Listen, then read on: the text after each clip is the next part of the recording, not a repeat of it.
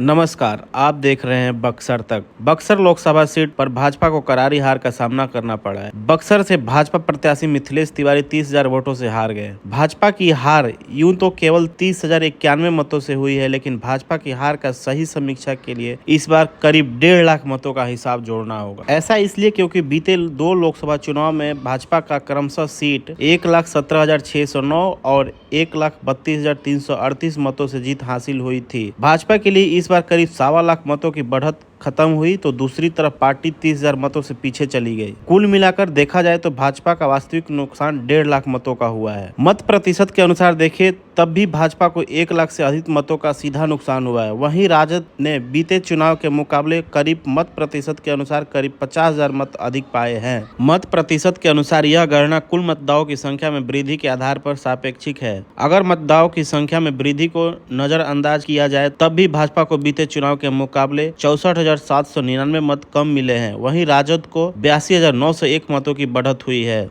अगर भाजपा केवल चुनाव में हार के कारण खोजती तो उसे केवल 30,000 मतों का हिसाब ही देखना होगा। इस लिहाज से पूर्व आईपीएस निर्दलीय प्रत्याशी आनंद मिश्रा को भाजपा की हार की वजह माना जा रहा है। भाजपा के प्रत्याशी मिथिलेश तिवारी ने बुधवार को प्रेस कॉन्फ्रेंस कर इस ओर इशारा भी किया। पूर्व आईपीएस को 47,409 मत मिले हैं। माना जा रहा है कि इसमें कम से कम 30,000 मत बीते 3 दशक से संसदीय क्षेत्र में भाजपा का कोर वोट बने हुए ब्राह्मणों के हैं। यह संख्या अधिक भी हो सकती है। भाजपा का मानना है कि अगर पूर्व आईपीएस मैदान में नहीं होते तो कड़े मुकाबले के बावजूद उनका उम्मीदवार जीत जाता, लेकिन इस गणित में उन मतों का कोई आकलन नहीं है जिनकी बदौलत पिछली बार भाजपा ने शानदार बढ़त बनाई थी। नतीजे स्पष्ट करते हैं कि भाजपा को पूर्व आईपीएस से नुकसान हुआ ही, लेकिन उनके कम से कम 50,000 मत उठकर राजद की तरफ गए हैं। इन मतों ने राजद को बढ़त और भाजपा को पराजय दिलाई है। 50,000 मतों के इधर से उठकर सीधे उधर चले जाने के कारण भाजपा पर असर 1 लाख मतों के बराबर हुआ है।